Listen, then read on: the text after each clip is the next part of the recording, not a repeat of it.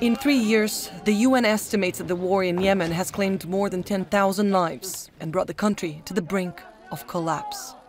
Saudi Arabia leads a coalition of Arab countries in Operation Decisive Storm, launched to crush an uprising of Iran-backed Houthi militia. While coalition jets hover the sky, Houthi missiles hit from the ground. And caught in the middle, the people, who are also confronted with a Saudi blockade that aggravated an already devastating food crisis in the country. The result, millions face famine and disease. Major General Ahmad Aziri was the spokesperson for the Arab coalition fighting in Yemen until last year.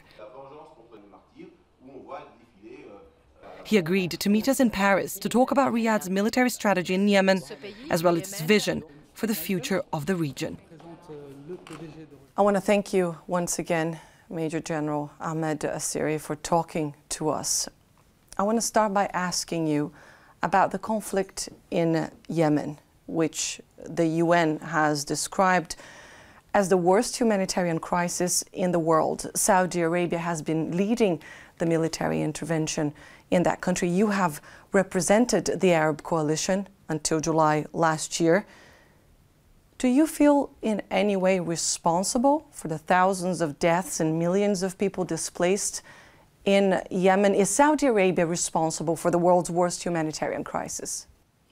To answer this kind of questions, we need to see the picture in large angle.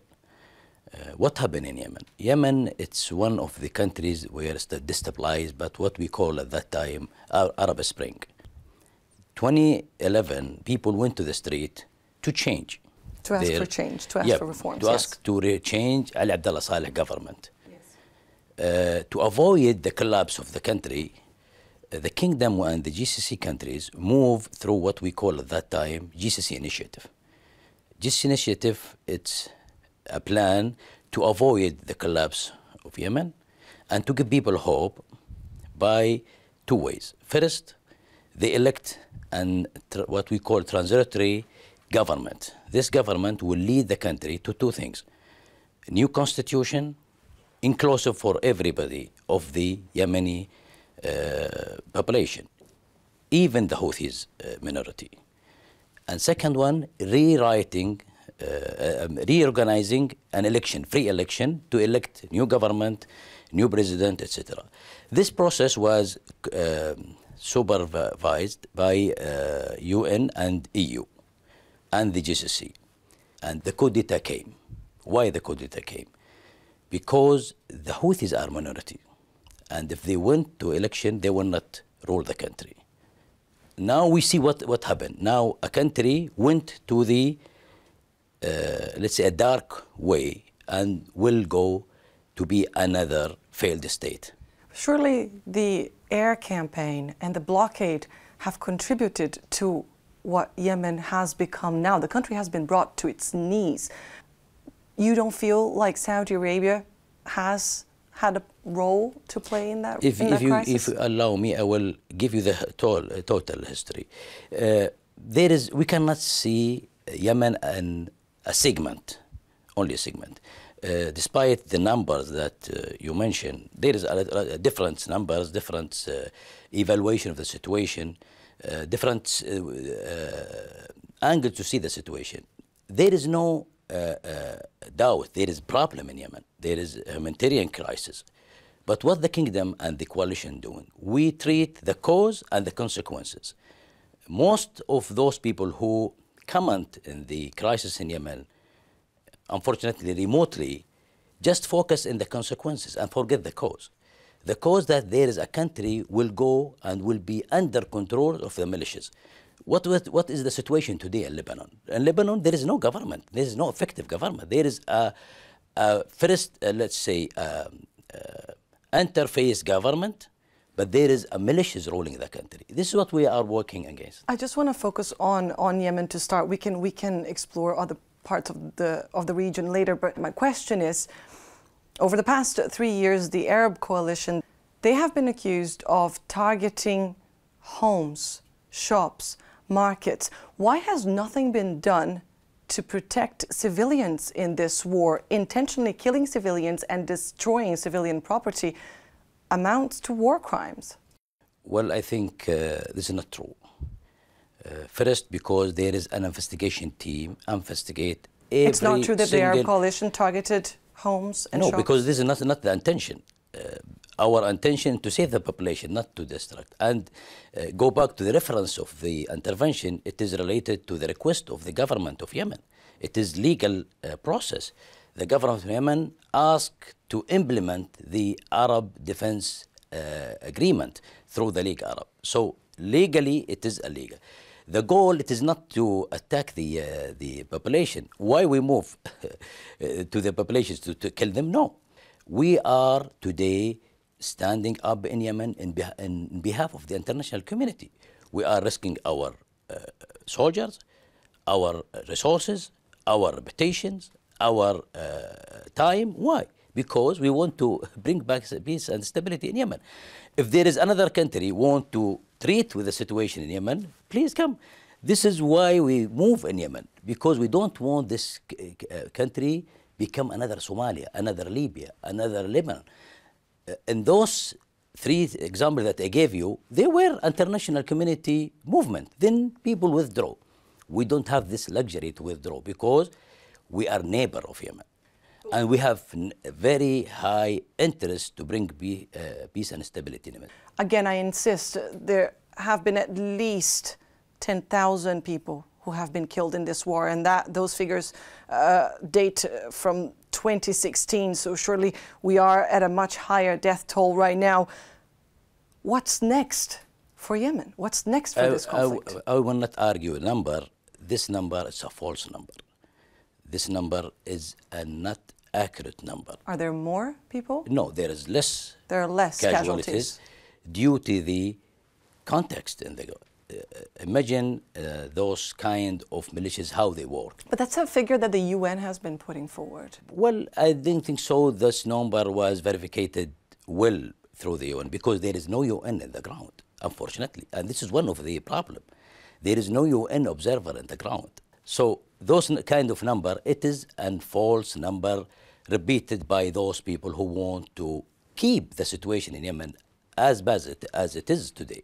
There is some part have interest to keep Yemen as a failed state. Who's interested in keeping Yemen like that? Well, those people who support those militias. And I can say it clearly, Iran have interest to keep Yemen as a failed state, so they will control it through the militias.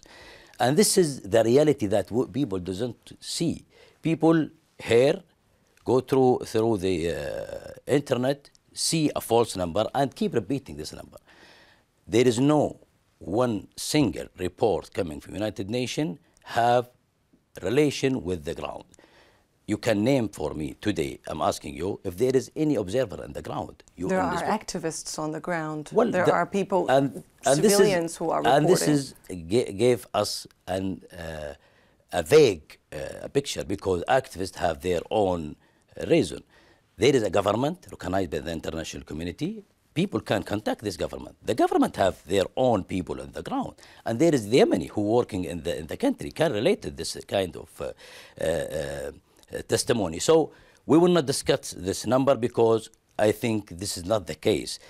We acknowledge that there is a crisis in Yemen and we are working in, as I mentioned yesterday in my brief, we allocated $1.5 billion. I didn't think so another country war. Instead of keep criticizing the coalition, we ask people to join the efforts to minimize the suffering of people, and instead to keep criticizing people in the media. How do you solve this crisis? How do you end this conflict? Well, there is three lines of efforts that we are working in. First, we are supporting the United Nations efforts to having a political settlement. And it is an Yemeni discussion, Yemeni negotiation to bring back peace and stability. And we push behind, the special envoy, and we wish him a very good luck and succeed in his mission. Secondly, we minimize the suffering that you mentioned. You're minimizing the suffering? Yeah. How? By being on the ground, working with people. But if at the same time there are Saudi jets flying over and... But if you continue to interrupt me, the idea will not come to people. we working first in the area where is the government already secure by giving people their normal life, food, medicine, water, services. And this is why we have this, what we call comprehensive plan, $1.5 million.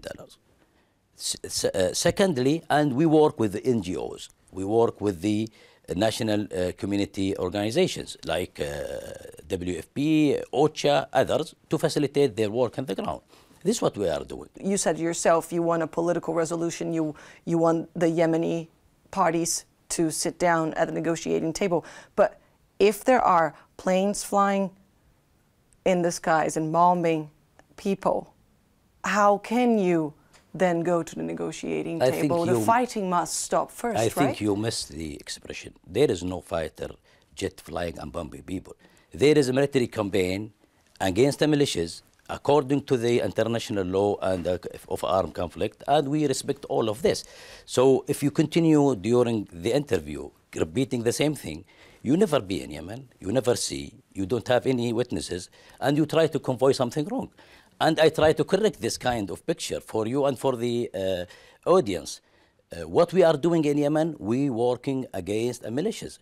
It's the same standard that we worked with the international community in the international coalition against Daesh in Al-Mosul and in Raqqa. We have our airplane working with the other airplanes of the coalition against Daesh, the same standards. Why in this area it is normal and this area it is bombing people? And let me tell you something. You see the way that where is the militias work. They work in the hospitals, in the schools, in the residential areas, and make it difficult. But we take this challenge because we have to deliver the Yemeni people from this.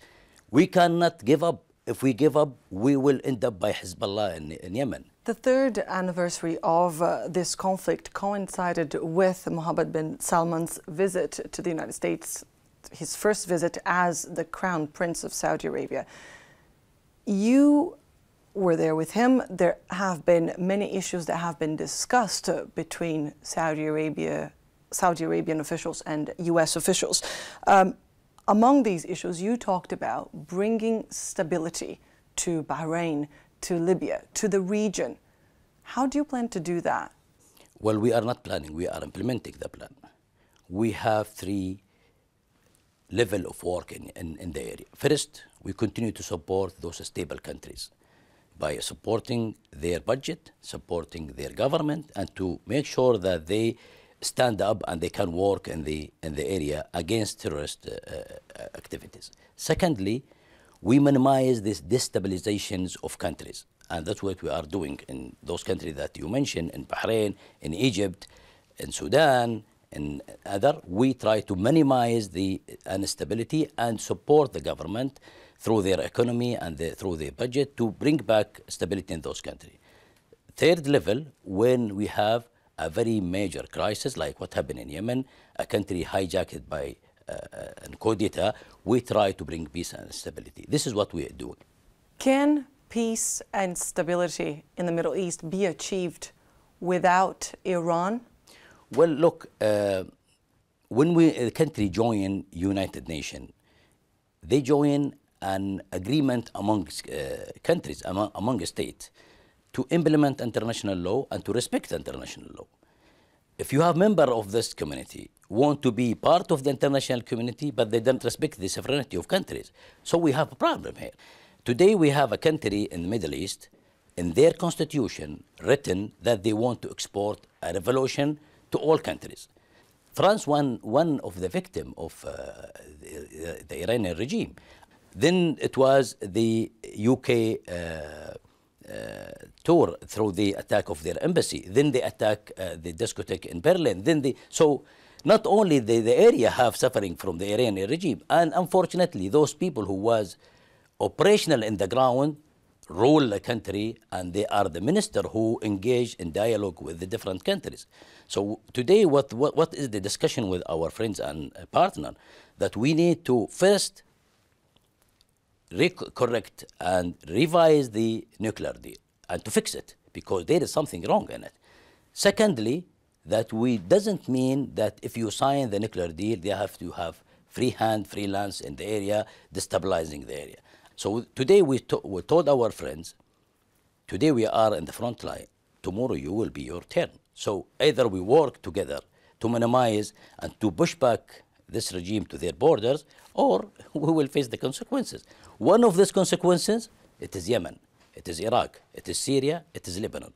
Saudi Arabia is currently undertaking major reforms. The Crown Prince is engaged in a fight against corruption, a campaign against corruption. He's trying to diversify the economy, all the while internationally trying to play a major role in the Middle East. Isn't there too much going on at the same time here? Can all this be done at once? We working, as I mentioned to you, in two plans. There is a domestic one, there is an international one. And one will support the other. I told you, if we still having prosperous economy, robust economy, we can help the other. If we had difficulties, we cannot.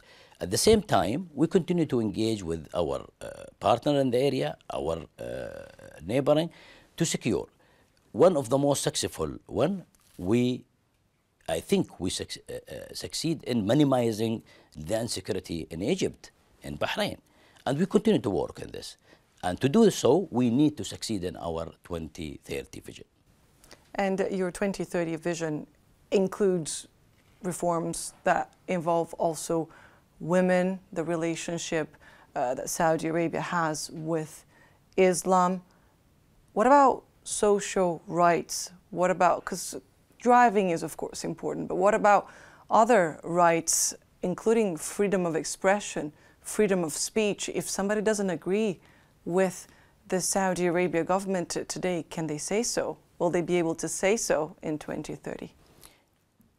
Well, I think, as you mentioned, there is a lot of things to do. We cannot do everything at the same time. And to modernize, to reform a society, you need to go gradually. A very quick changement will cause a very quick negative sides. We reform all those what you mentioned, and to see first where is the reference in the religion, then what is the reaction of the society to those kind of a changement. Those what you mentioned is a small things, but it shows the intention of His Majesty the King and his government to change gradually toward an objective. I assure you, we do not change because we want to satisfy people. We change because we want to live our dreams. We will not spend time running after our dream. We need to live it. After the United States, the Crown Prince will visit Europe. What exactly is Saudi Arabia looking for here in Europe? Allies, and in what areas? I think if you look to the map, the kingdom is one of the most, let's say, number of allies, the most in the top 5. We are friends with all the countries. We never have dispute, and if we have one, we resolve it through the dialogue, through the international law. So we are friends with all the countries. And if we visit countries to reinforce this kind of relationship, France, UK, US, and those are our partners since the creation of the kingdom. So we need to talk with them. We need to exchange ideas, discuss such things that you are posing in your questions. If we work together, discussing, exchanging idea, exchanging intelligence, exchanging expertise, we can succeed together. So this kind of dialogue, it is the objective of the visit that the Crown Prince is doing today, either in US, in UK, and lately will be in France. General Ahmed Asiri, thank you very much for speaking to us here on Euronews. Thank you very much.